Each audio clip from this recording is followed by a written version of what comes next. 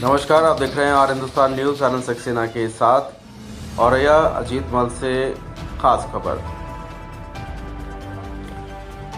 अजीत मल क्षेत्र के ग्राम अमावत के श्री राम जानकी मंदिर पर चल रही 7 दिवसीय कथा के विराम दिवस श्रद्धालुओं ने भगवान श्री कृष्ण और सुदामा की मित्रता की कथा सुनी।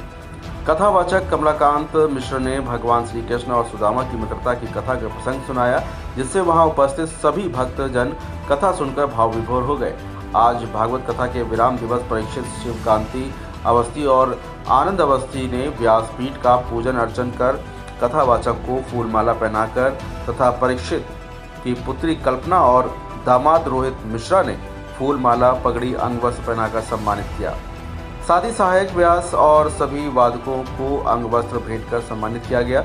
भगवान श्री कृष्ण और सुदामा की मित्रता का वर्णन करते हुए उन्होंने कहा कि ये दोनों मित्र संदीपन मुनि के आश्रम में मिले थे, जहां से विद्या प्राप्त करने के बाद भगवान श्री कृष्ण राक्षसों का संहार करते हुए द्वारकापुरी में बस गए।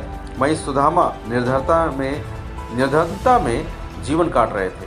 एक दिन सुदामा की पत्नी सुशीला ने उनको भगवान श्री कृष्ण के पास जाने को कहा।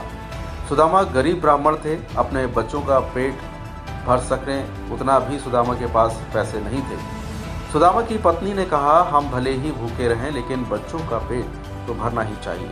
इतना बोलते बोलते उसकी आंखों में आंसू आ गए। सुदामा को बहुत दुख हुआ। उन्होंने कहा कि क्या कर सकते हैं, किसी के पास मांगने थोड़े ही जा सकते हैं।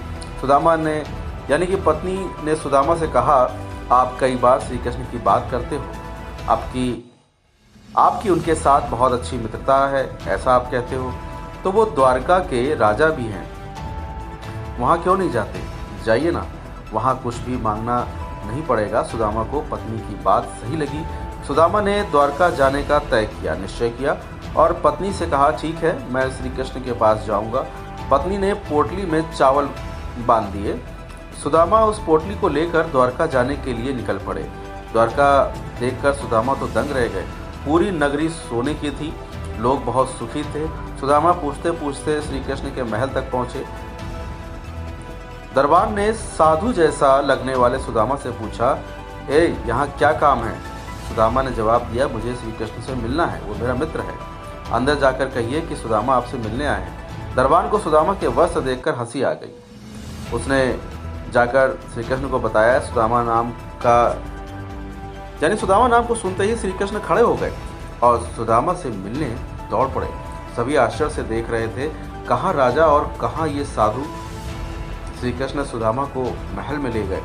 संदीपनी ऋषि के गुरुकुल के दिनों की जो यादें थीं वो ताजा हो गई। सुदामा श्री कृष्ण की समृद्धि देखकर शर्मा गए। सुदामा चावल की पोटली छुपाने लगे, लेकिन कृष्ण ने पोटली खींच लिया। कृष्ण ने उसमें से चावल निकाले और खाते हुए बोले, ऐसा अमृत जैसा स्वाद मुझे और किसी में नहीं मिला। बाद में दोनों ही खाने बैठ गए। सोने की थाली में अच्छा भोजन परोसा गया। सुदामा का दिल भर आया।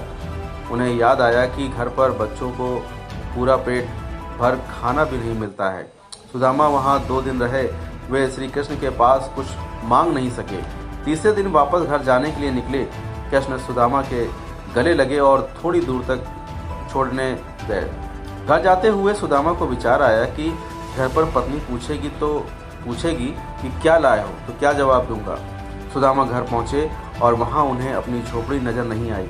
उतने में ही एक सुंदर घर में से उनकी पत्नी बाहर आई। उसने सुंदर कपड़े पहने हुए थे।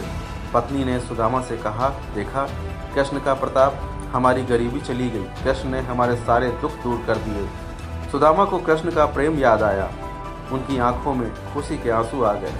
आचार्य ने कहा, सच्ची मित्रता कभी समाप्त नहीं होती है। कल कथा में विशाल भंडारे का आयोजन किया जाएगा